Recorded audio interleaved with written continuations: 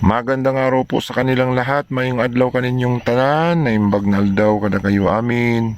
Assalamualaikum warahmatullahi ta'ala wabarakatuh. Tayo na naman po ay magbabalik na naman po sa isa na naman pong napakagandang topic tungkol po sa Yamashita treasure hunting. At ang ating topic po na isi-share sa inyo ngayon ay tungkol po sa isang request na naman ng atin pong ka-treasure hunter tungkol dito sa mga batong triangle na makikita sa itaas, no? Triangle po na kung saan parehas ang sukat at yung triangle na hindi parehas ang sukat. Yan po ang ating pag-uusapan ngayon para magkaroon po tayo ng idea kung nasaan po ang itinagong kayamanan ng mga Hapon noong Second World War. Pero bago yan, tayo po muna ay magpapasalamat po sa lahat po ng ating mga tagapanood, mga subscriber. Maraming salamat po sa patuloy po na pagsuporta, panunood po sa aking mga videos. At huwag niyo pong kalimutang pindutin ang follow, no, sa atin pong Facebook page. So patuloy po tayo sa pagbabahagi po ng mga kaalaman tungkol po sa mga sikreto ng mga Hapon. Wala na po tayong break. Dire-diretso na po tayo. At ito nga ay isang request ng ating kababayang Yamashita treasure hunter. Sa kanya pong naipadalang picture yung bato po na triangles, no? At dagdagan po natin yung triangle na pantay na bato, no? Kasi dalawang klase po ang triangle na kung saan makikita natin yung pantay at saka yung medyo pahaba, no? Hindi parehas ang sukat. So, alam natin na napakarami pong mga sign markers na ginawa ng mga Japanese Imperial Army sa kabundukan ng Pilipinas. Sa makatwid, ito po ay mga palatandaan ng kayamanan kanila pong ibinaon. At sa katunayan, napakarami po tayong nare-receive na mga larawan, videos na kung saan hindi pa natin nakikita yung iba, no? Pasensya na po sapagkat busy po tayo, marami po tayong mga ginagawa, no? At hindi natin nabigyan ng panahon yung iba. So marami tayong nare-receive ng mga litrato tungkol po dito sa atin pong itatopic, no? Na kung saan mga triangles, no? Triangles na mga bato, no? Napakarami pa, halos pari-parihas, magkaiba lang ng laki, no? May pantay ang pagkagawa, may hindi pantay. So ang uunahin po natin itong mga triangulars na kung saan hindi po pantay, no? Ano ang pinakagamit nito?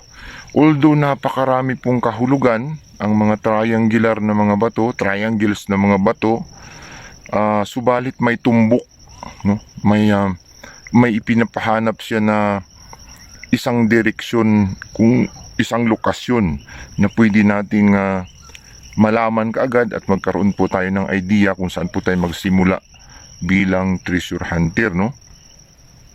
So pag sinabing triangle ay napakarami po tayong makikita niyan sa Yamashita treasure code. Iba't iba po ang mga meaning, iba-iba ang mga pinakakahulugan. Subalit ito pong ating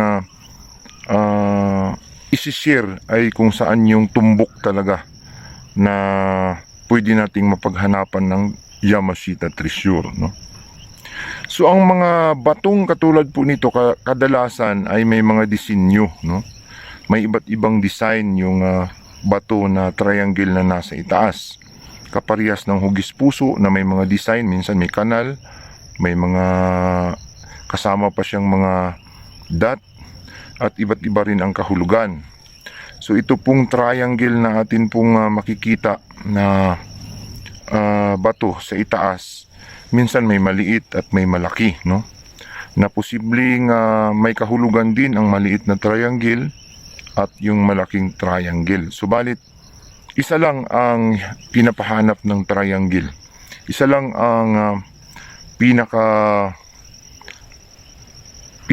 mahalagang meaning, kumbaga pinaka number 1 na meaning ng triangle ay Yamashita treasure, na kung saan pinapahanap niya ang mga bato, no?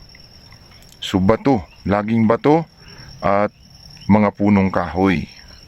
So kapag nakakita tayo ng triangle na mga bato, ang direktang ipinapahanap po ng triangle na yan na bato ay mga batong naka-triangle ang purma, no?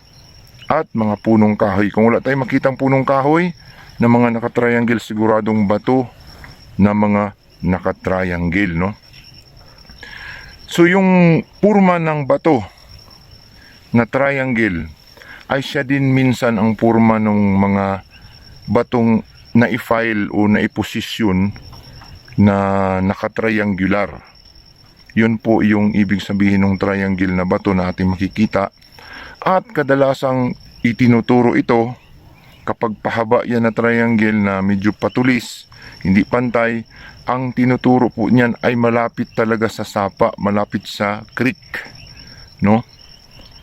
Gilid ng creek or malapit sa sapa, gilid ng sapa. Pahaba siya at yun din ang purma ng pagka-layout o pagkalagay ng mga punong kahoy or mga bato na ganun ang sistema, naka-triangular, no? Parang sadyang inilagay doon na naka-triangle na katulad ang itsura noong batong yun, no? Ang kanya pong ipinapahanap. Yamashita treasure na nasa mga naka-triangular na mga bato, no? Yun ang hahanapin natin.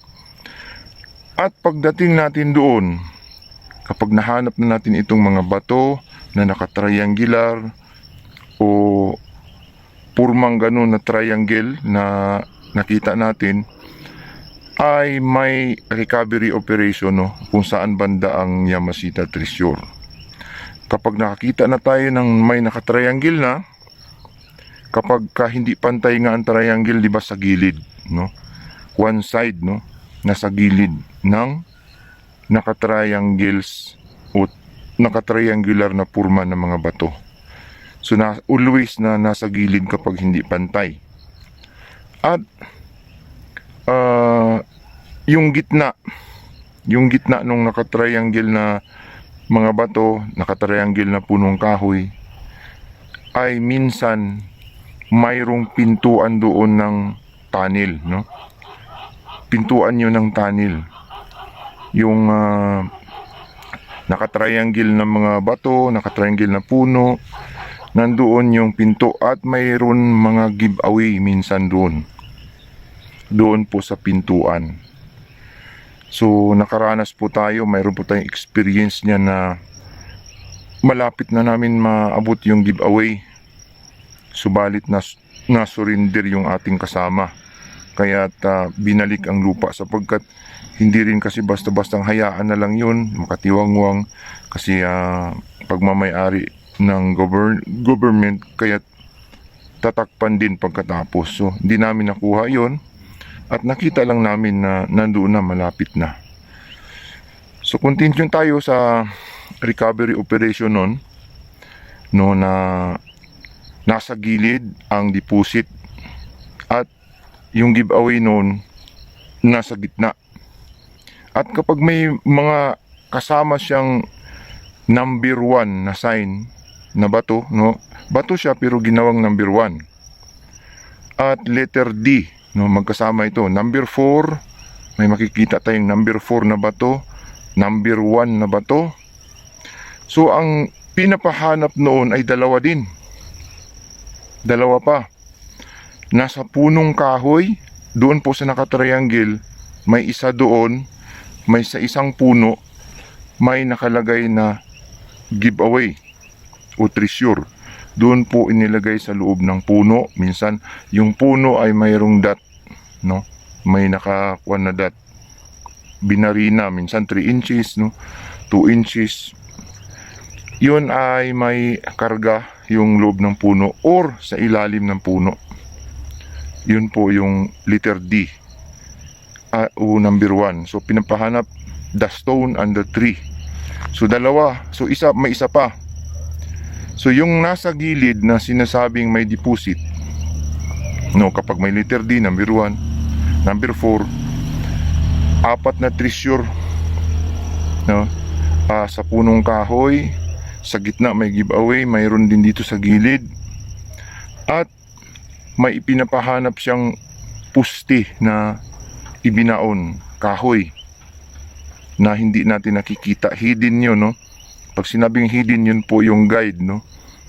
At kapag nakita ito, minsan ang lalim nun 4 feet, no? 3 feet, nakabao, nakatago.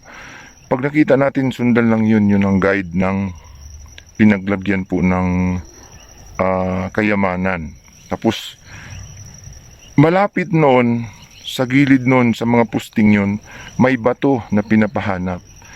So sa recovery operation po ng bato at mga punong kahoy na nakabaon, yung tinatawag na hidden treasure marker, ay mayroong minsan dalawang bato magkasama. Sa gitna niyan, dire-diretso. Yun po ang tumbok ng pinaglagyan ng isang deposit, no? At kung isa naman na bato, dire-diretso lang. Traps po kasi yung bato na yon, may lason, no? Nasubukan ko na yan at nakakahilo nga yung chemical na ihinalo doon sa bato. So ingat-ingat lang tayo dyan sa mga ganyang klase. So bato, minsan ang kulay noon violet, no? May lason yan. Parang tigre, iba-ibang kulay, may pagka yellowish, no? Na umiintindihan, yellow gold, mercury, mga mercury contaminated yun, mabaho, no? Malansa, at mahihilo ka, manghihina. Yun po ang kwan sa traps na yan. So dyan, continue lang sa ilalim. Posibleng sa ilalim noon ay may deposito. Ayon po sa ating mga nakalap na mga informasyon, tapos yung research natin tungkol po dyan, experience, ay yan po ang pinakamalapit na posibleng paghahanapan ng treasure. So pangalawa, kasi yun ang hindi pantay na triangle, no? Pag nakikita tayo na pantay na triangle, ang pinapahanap ay triangular pa rin ng mga punong kahoy at triangular ng mga bato. So naka-triangle pa rin yung bato, no? Subalit may pinagkaiba kasi object, no? Ang triangle na pantay, minsan object sign ng Yamashita treasure. Ibig sabihin, humanap kayo ng mga batong nakaganon ang porma, nakasinugang o nakatriangular, nakatriangle. Nandoon may object, sabi niya, may object, may bagay na ibinaon, itinago. So pagpantay, nasa gitna ng nakatriangle ng mga bato, nasa gitna mismo ng triangular na mga punong kahoy, nandoon ang object na sinasabi, no? Yun po yung kadalasan kapag big deposit, yun po yung pintuan talaga ng kuweba, yung cave o void space, no? Pinto lang yun, no? Papasok pa sa loob ng bundok yun. May sikreto pa yun na malaki sa loob ng bundok. Mountain treasure na yun. Ang kasamahan po niya ng mga sign, yung mga pyramid, yan po ang mga kasamahan yan. May mga triangle na may mga dots sa gitna. Mountain treasures yan. Mga letter A, no? Yan po ang recovery operation ng triangle na bato na pantay. Halos kaparehas din sila ng meaning dun po sa triangle na nakaukit sa bato na pantay, no? Yung pahaba, always yung pahaba na triangle na nakaukit sa bato ay tinuturo lagi sa tubig, no? Laging yung dinadaluyan ng tubig, yung water spring, laging tinuturo nung ano na yon, yung triangular na medyo hindi siya pantay. Kapag pantay, pinapahanap naman mga triangles na mga bato, naka-triangle ang porma. Sa Bisaya ba, nakasinugang, parang lutuan, parang saingan, no? Yung saingan na bato na naka-triangle. Minsan mga malalaki yan. At marami yan. Hindi lang nag-iisa, no? Sa paligid ng bundok, marami silang ginawa ng ganun. Ikinalat nila yung Yamashita treasure, hindi pinag-isa. Minsan kasi may pintuan sa harapan, may exit sila sa likuran, no?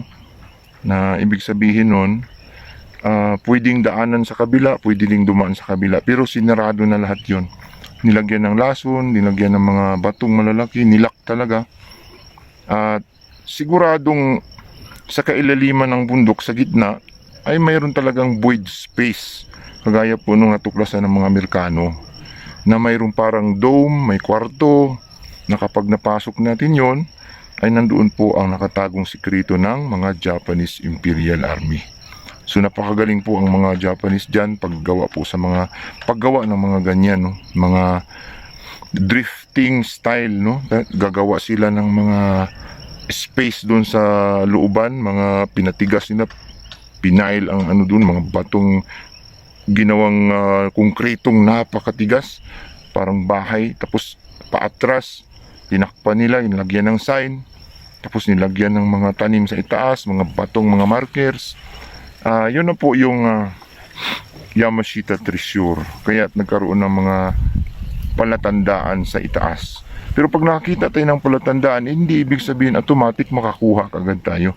Automatic pag tinuro mo may triangle doon, kuha mo kaagad. Hanapin mo pa yon at halugugin mo pa yon. At kung ibigay sa'yo, sa'yo. Kapag hindi bigay sa'yo, wala kayong magagawa, wala tayong magagawa. Sapagkat kung hindi para sa'yo, hindi talaga para sa'yo. Kung para sa'yo, makukuha mo talaga. Yun po ang sikreto po ng paghahanap ng kayamanan. So, yan po ang sikreto po ng triangle na nasa itaas, no? Yan po yung dalawang recovery operation sa gilid kapag hindi pantay at sa gitna naman kapag pantay. Yung mga giveaways ay nasa paligid lang, nasa punong kahoy at minsan ay nasa mga bato, no? Yung diamonds nakabalot sa mga bato, yung mga uncut precious stone nasa loob ng bato. So hanggang dyan na lamang po. Sana po ay mayroon na naman tayong natutunan po sa atin pong naibahaging topic ngayon sa araw po na ito. Kung mayroon po kayong maidagdag na comments sa mga magagaling, paki-comments na lamang po sa atin pong YouTube channel sa comment section. At kung mayroon po tayong mali, tayo po ay nahingi sa inyo ng paumanhin sapagkat di tayo perfecto. Hanggang dito na lamang. Maraming salamat po sa patuloy na pagsuporta po sa aking channel.